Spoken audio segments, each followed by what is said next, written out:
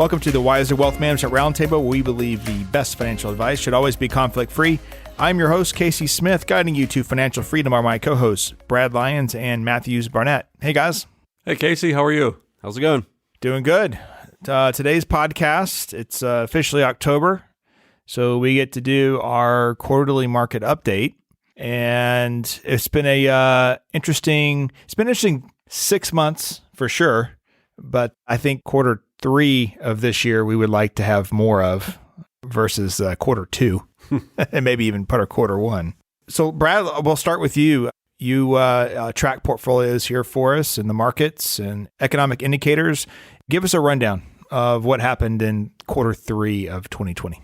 Well, quarter 3 saw a little bit of everything occur this year, this period. July started off with a bang and had a return with the large cap stocks of around 5.5%. So it was a great month, and it appeared that everything was back on track.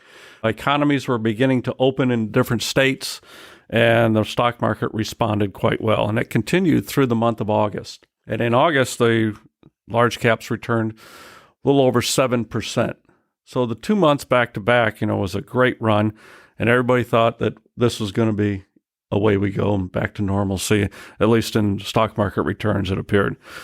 September was a different story. It's a tale of two cities. September hit a high of around early September 2nd or so, and then began to drift off after, for the rest of the period, led by tech stocks going down. So for the month, the S&P 500 returned around negative 4%. Now, during the quarter, when you add it all up, they had an overall return of a positive 8.5%, which for a quarter was a great quarter. Generally speaking, third quarter has been rather weak historically. And when you add with that the S&P 600 for small caps, which returned a positive 4% in July, again in August, and then was down 5% in September for a total gain of 3%. We saw across-the-board gains, large, mid, and small cap domestic stocks, which was great for investors. It didn't tell the whole story of what occurred during the quarter, but it did indicate as investor sentiment continued to turn positive. What do we see on key market indicators? Well, the economy continued to grow as people went back to work. I think for the quarter, a little over 3.9 million people returned to work during this period, which so far, after 22 million people or so were laid off or furloughed because of the pandemic, about 11 million people have returned to work. So we've returned about half of our workers back into the workforce at this point in time, with giving us an unemployment rate of currently about 7.9%. And it's expected to take a while for us to get back to pre-COVID levels. Some indicators are showing that it may be as long as through the end of next year, 2021, and some have indicated even longer than that before we get down to below 4%, And unemployment is an important indicator because the more people that are employed, the more people get a paycheck, the more people will spend money. What I find interesting is I drive around town and I see help wanted signs everywhere.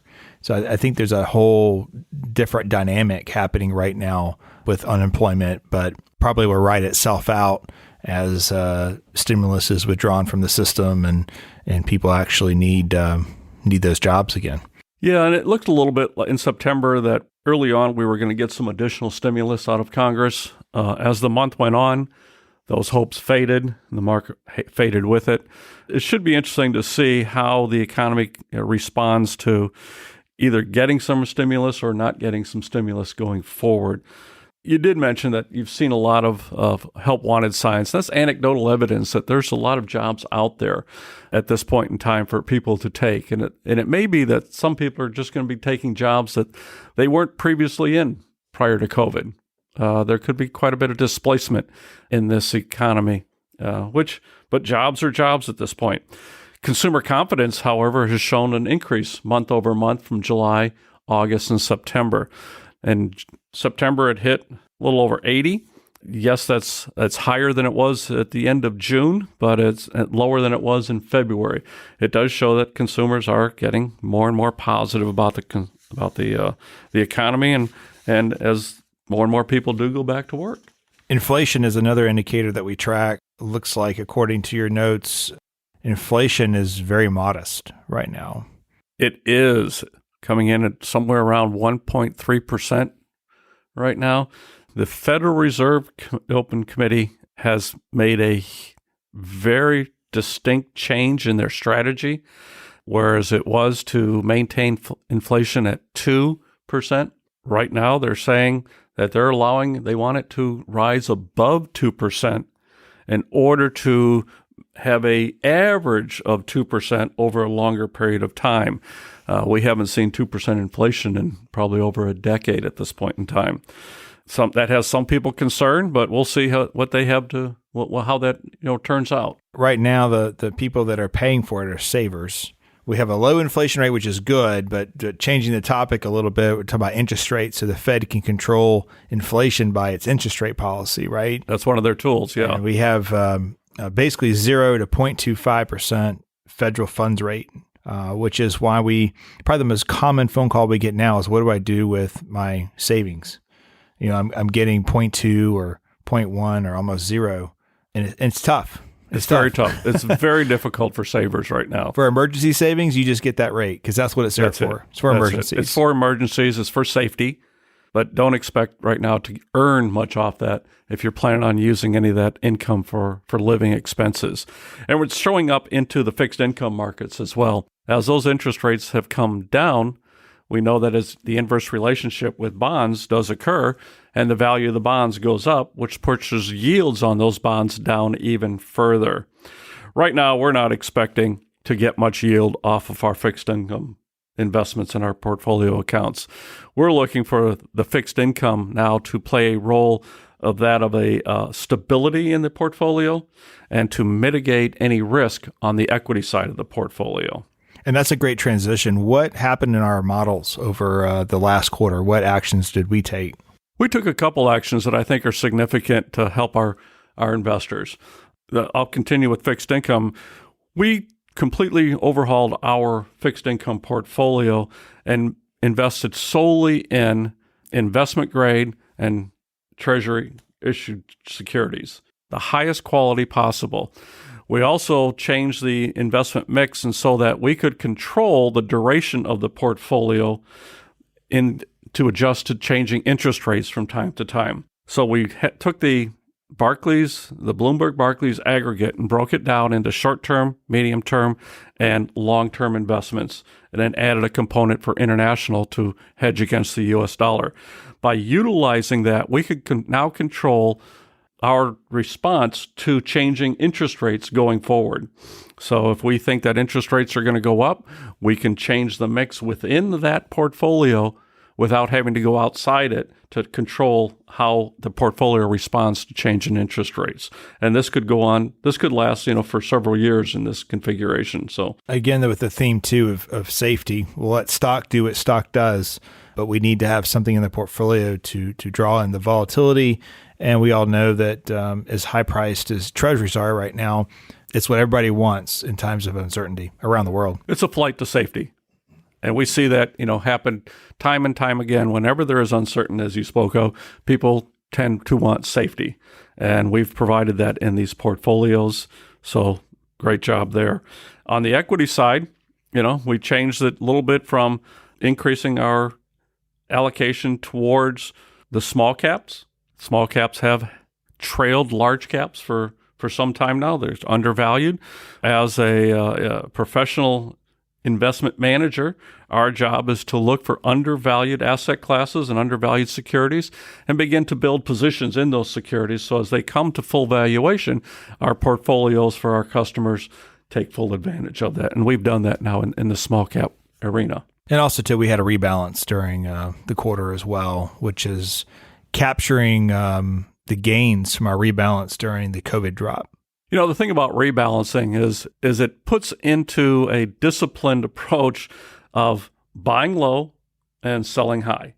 So in a rebalance, what you're essentially doing is you're selling those asset classes and those securities that have risen in value, trimming those off a bit and putting them back to their target amount in the portfolio, and using those proceeds to buy securities that have lowered in value taking advantage of lower prices. We've talked about that in the past, how behavioral finance is kind of the opposite of what your emotions tell you to do, but just fundamental investing is the best practice. So add some value to your portfolio. Absolutely. You make it almost rules-based, at least we do. If something, deviates by a certain percentage, then we're going to go ahead and take those gains and put them back into another asset class that maybe isn't performing as well, but the whole idea is that all of our asset classes perform well over time. That's right. They've all shown that over 10 plus year period that they've all made money. And therefore you're just buying something that's cheaper. And that's hard for people to do because people look at the rate of returns, all they look at, and they go, well, that one hasn't done as well. I'm going to put more money in the one that's doing well. And that only works for a few quarters. And then it kind of falls off. We rebalanced in March as well, just to review, on March the 20th. Taking advantage of lower prices that had occurred. On March 23rd, we saw the low in the market relative to the pandemic and crisis that occurred. And so we took advantage of low prices then. Well, that's why we had to rebalance this quarter. That's right. Because and of all we the took gains. advantage of rising prices in that case. Right. Absolutely. Yeah. People, especially do-it-yourselfers, they really miss that aspect of investing. The more like programmed reinvesting, not just of the dividends, but reinvesting of the gains, taking those gains and moving them off and putting them back to work in another place that will have gains also in the future. Well, we kind of got into it already, but let's talk about styles of investing. So one of the debates that you see now is growth versus value. A growth stock is a company that is growing in sales, growing in market share, right? A value stock is a company that probably isn't really necessarily growing its product, its footprint, but it's undervalued for some reason. Maybe poor management for a long time period, new management comes in, thinks they can turn the ship around. I always use an example of Coke and Pepsi. Everywhere I go in the world, I see the opportunity to buy Coke. Not everywhere I've been in the world is there opportunity to buy a Pepsi. Pepsi's a growth company and Coke's a value company. We are in Atlanta, though. We are in Atlanta. Well, I said the world. Everywhere I go in the world, not county by county. But I've been in Asia, right? I've been over Europe. Very rarely was I offered a Pepsi. I was always offered a Coke, right? Coke did a great job of dominating, and still dominates the world stage when it comes to their product. So again, we look at growth. Matthews, you have a report from Vanguard on growth stocks versus value stocks. It used to be that growth and value were performing about the same over a 10-year period.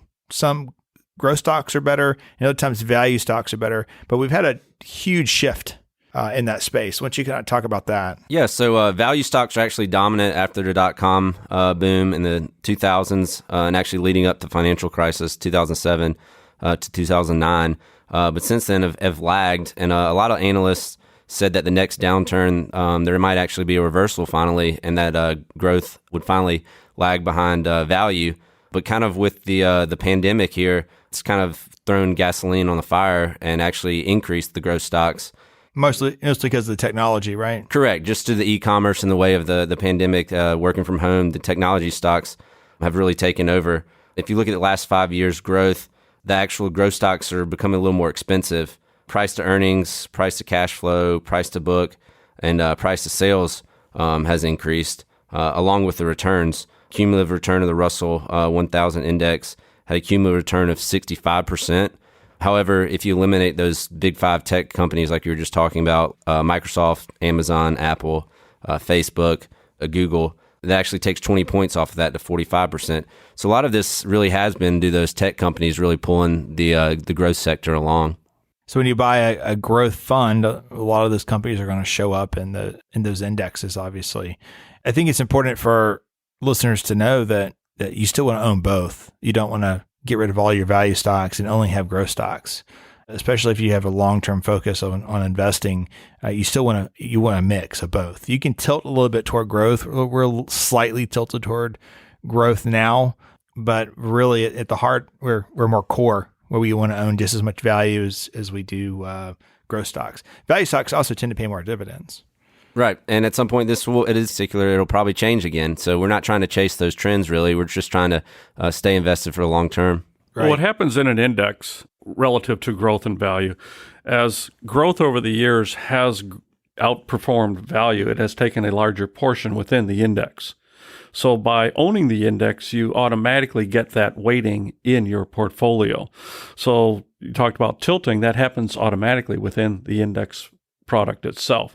Should value begin to outperform, it'll tilt towards value over time if that continues, and then you'll have a value tilt within your portfolio. So it's something that happens perhaps organically within an index all by itself. Winners tend to filter to the top. That's why correct. You look at tech and the S&P 500, 21% of the S&P 500 is technology companies now. Right. And that worries a lot of people because they think, these companies are controlling or dominating the index. Well, maybe they should.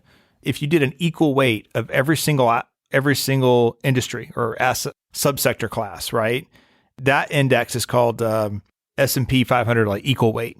You'll see those. It got killed, absolutely killed by the overall market. And I see those all the time, S&P equal weight inside portfolios as they're getting transferred into our firm. And it's a horrible thing. It worked for a couple of years, right? But in the end, S&P, which has been around, since the 20s? That's worked good, lasts a long time. Don't mess with it, right? Well, it wasn't been that long ago that energy was one of the largest sectors in the S&P. That's right. And now Exxon it's one of the smallest. was the largest company Right. in the It's S&P. swapped. Holy cow. The entire energy sector now is only like 2.5% Right. of the S&P 500. And technology is now, much larger. The largest sector, I think, is 16% or something. But anyway, that happens automatically within the index as these companies ebb and flow, and these sectors, are rewarded by investors because of the products and services that they are bringing to the economy that exists today and needed for tomorrow. By buying the index, you buy into that. Right. Let's talk about large and small cap stocks going forward. We touched on that briefly. We've recently added more allocation to small caps. But that's kind of a debate lately is what's going to happen with small caps. They've been underperforming the portfolio so much. Large caps have just dominated the marketplace for the past couple of years, which has created an undervalued situation in small caps, which I think most professional investors believe that gap will shorten, tighten over time. An interesting tidbit is that from March 23rd, which was the lowest point in the S&P 500 this year, to just yesterday, the performance of large caps and the performance of small cap stocks is exactly the same. It's 51%. So small caps are beginning to close that gap of valuations between, their relatives, valuations between large and small asset classes. Small caps usually are the first to struggle during recession, the first to come back. So they've come a long way since those March 23rd lows. Yeah, they really have. There's a lot going for them going forward as well, as more and more industries are bringing back manufacturing to the U.S. Industrials is the largest sector within the small cap fund. So, and then you have the concept of low interest rates, which makes it cheap for these smaller caps to borrow, to improve capital, and to work on research and development. So there's a lot of good things on the horizon for small cap stocks right now. Let's talk about fixed income. So right now in fixed income, there's virtually no yield. What are we doing about that? I mean, what can you do with a fixed income portfolio that has a yield of 1% or less? Well, it's interesting you put it in terms of what can you do. At the moment, one of the most important things you should think about when thinking about a fixed income portfolio is what shouldn't you do. You should not reach for yield at this point in time. There's still too many unknowns in this economy for an investor to go out and reach for yield beyond their risk tolerance. So remember, if the yield is higher than the market, there's probably more risk than the market as a whole in that security as well. Right. A company doesn't pay a higher interest rate on their loans because they're a nice company. There's a reason why. That's right. And you could be chasing a higher yield as they're chasing the doors of Chapter 11. So That's you right. have to be very careful of that. That lender has done their due diligence. Should have. Yeah, they should have. Yeah. That's where a lot of those high yields are correlated to the stock market. So when the stocks struggle, that the bonds will too. And as Brad mentioned, we're using the bonds as kind of a buffer, diversify against the stocks and more of a safety of principle. A lot of clients have kind of said, well, cash is yielding such a low percentage, and bonds look like they might. Unfortunately, that's just kind of the environment we're in right now, and we kind of have to make the best of it. I don't like holding high yield bonds. I don't like holding emerging market debt, which would be Russia, China, India, Brazil, right? I don't want any of that in my portfolio. I want my bonds to be my super safe, rock solid foundation. And then if I want to take more risk, I'd rather do that in small caps, or rather do that in large caps, or even emerging market equities, but certainly not adding risk to my bond portfolio.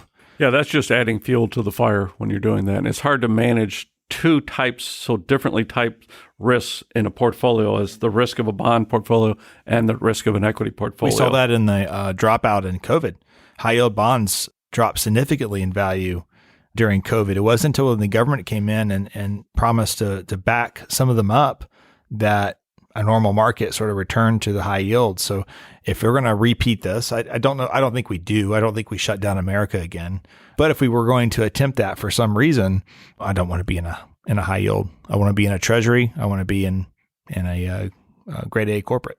Okay, let's kind of transition as we finish up here. Let's talk about looking forward. So we're going to finish this year. We're in a new page of this new quarter. We have an election. We have maybe another stimulus plan. We have new projections now out from so many different research departments. Obviously, we like looking at 8 different sources for forecasting portfolios. One of my favorites is Vanguard. Looking forward now, inflation over the next 10 years, they see somewhere between 0.5% to 1.5% inflation. So we're expecting low inflation rates going forward. U.S. stocks, they're showing basically a 4 to 6% rate of return annualized over the next 10 years. Ironically, the value stocks over the next 10 years, 5 to 7% versus growth at 1.6 to 3.5%. I don't know if I fully buy into that. I would want to be on both sides of that bet for sure. Small cap stocks, 4 to 6% rate of return over the next 10 years with 23% in volatility. So that basically means if you got a 6% rate of return, you could be 23% higher than that at times, or 23% lower than that. So you're taking on some risk, but that would be the average. Interesting. I think a lot of people are probably betting against the U.S. dollar. I keep seeing this as a regular theme that foreign investments will outperform U.S. investments, not because the economies are better, not because there's necessarily better companies, better earnings, but just simply because our dollar would have to fall. And I think they see all the stimulus that we've put into the economy saying, okay, we're probably going to have a weaker dollar. Question is, does it actually get weaker? Because we're trying to devalue ours, but everybody else is trying to devalue theirs. It's kind of a race to the bottom, it seems like. But right now, Vanguard is showing a 7.5 to 9.5% projected annualized return for anything not in the U.S., basically, which is not surprising to us. We kind of see that coming, but to a lot of our listeners, it might be surprised. Fixed income side, nothing really great to report there. I mean, overall, the U.S. bond market's expected to return 0.7 to 1.7% annualized over the next 10 years with about 4% volatility. Again, the reason why you have bonds in the portfolio is because you can't stomach the massive volatility in the stock market. So that's what you have to look at it as. What else? What else are you guys seeing in your research on future performance, or indicators, I should say? Well, I came across some research going back to 1950 that had looked at fourth quarter performance after there was a significant positive return in the market in the third quarter of that year. And there have been 11 such occasions where in the third quarter, the S&P returned 7.5% or more during that quarter. And then what was the result in the fourth quarter of that same year? And 11 out of 11 times, the fourth quarter was positive, and positive over 7%. So we have that going for us. Historically, the fourth quarter of this year, should do well. 100%. 100%. 100%. There's a 100% chance. No guarantees. According to the years that he picked. According to the research. Yeah. I can see that.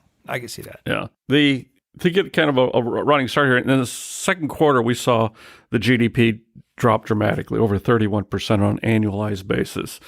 The Atlanta Fed is using what they call their GDP Now tracking model, and it's projecting a rise of almost 35% GDP in the third quarter. So I think that's something that, we have to look forward to, as well as this report that'll be coming out on October the 29th. Now, it does bode well that it should continue into the fourth quarter, but perhaps at a much slower rate. Companies that reopened or brought more workers back, contributed greatly to this expected rise in GDP in the third quarter. But you can only do that once. You can't keep reopening. So Right. We're not probably going to get that same rate of return in the fourth quarter that we're hoping to see in the third quarter. Yeah, I think it's important to remember that the market moves 6 months ahead of what's actually happening. So we got a lot of comments. I'm driving around town, everything's shut down. I can't even eat and sit down in a restaurant yet. The stock market's at 29,000 or the Dow's at 29,000. It's like, well, the market's looking ahead. It already knows that the quarter prior was a trash quarter, right? It already knew that the numbers were going to be bad, and the numbers came out and they were bad, actually not as bad as expected, and the market just kept humming along. It'll be interesting to see. As far as election goes, we try to avoid those conversations because that's such an emotional conversation on left versus right, but the data shows that it doesn't really matter. No, actually, since 1933, there have been 42 years where one party controlled the White House and both chambers of Congress. During those periods, the stock market averaged double digits, and that was actually pretty identical to when Congress was split. So it really doesn't matter who's in office in Congress or the White House. What's important is remember just to stay invested. Unfortunately, leading into elections in October, there could be a little volatility just to the uncertainty, but you shouldn't try to time the market. Just remember to stay invested. And that's because we're a free market enterprise, right? System. We're built to run freely. If you want to go start a business tomorrow, you can get up, go and get your business license in a matter of minutes and hang your shingle out, and you can go and sell your wares or perform your service, right? Right. There's no better place in the world to start a business than right here. Other countries makes a big difference on who is elected because it's who you paid favors into and who you slip the $100 bill to. In America, we don't have to worry about that. Now, maybe on some levels, maybe if you're government contracting and you're getting all your bids from the government and all of a sudden your people aren't there anymore, it probably has some effect. If you're in clean energy, probably depends on who wins, who loses the election. But whether we have someone in the office who tweets all the time and annoys the heck out of people from those tweets, or we have a person who doesn't tweet, it doesn't really affect how you run your company, right? You're still going to go down the street and buy a Coke. You're still going down the street and dine out, Right. As soon as the managers learn what the new rules are, that each administration... They pivot. That's correct. We are the best business managers in the world and the best business environment in the world. They just need to know what the rules are. Once the rules are known, they make adjustments and move forward. Now, it doesn't mean that you shouldn't be passionate about voting for a person that has your value system, that has the tax code that maybe favors your lifestyle the best. It doesn't mean that you can't be passionate about that. We're just saying as portfolio managers and as indexers, we own 6,700 companies. We own 12,000 bonds through 14 to 18 funds. That part doesn't matter because we're not picky. We're not building portfolios hoping that a Trump or a Biden win would give us that extra rate of return. There's people who do play that. Most of it, I call it entertainment. It's no different than going down to Vegas and rolling the dice on certain sectors, and you're trying to outperform the market. Statistically, you're not going to win that way. You're going to have a few great quarters, but over a 20-year time period, the stats are clear that you have a 99% chance of failing if you invest that way. And there are a few people who are these percenters. Use that term in a different way, but there's a few 1%ers that do well and they beat the market, and that's great for them. But statistically, you're going to lose. It's just taking a long-term approach. Slow and steady wins the race. There's no get rich overnight plan in the stock market, or unless you're on the other side of it. You created the first electric car. You did whatever. Yeah, those guys make a lot of money through the free market system too. But just remember that they sell fear. Media sells fear. And so you have to just kind of turn the TV off and amongst all this and do the right thing. Maybe the best advice of the day. Maybe. Brad, thank you for your insight today. Clearly, you have earned the title of investment manager here at Wiser Wealth Management. Matthews, thank you for your input, and we'll see you guys next time. Thank you. Thank you.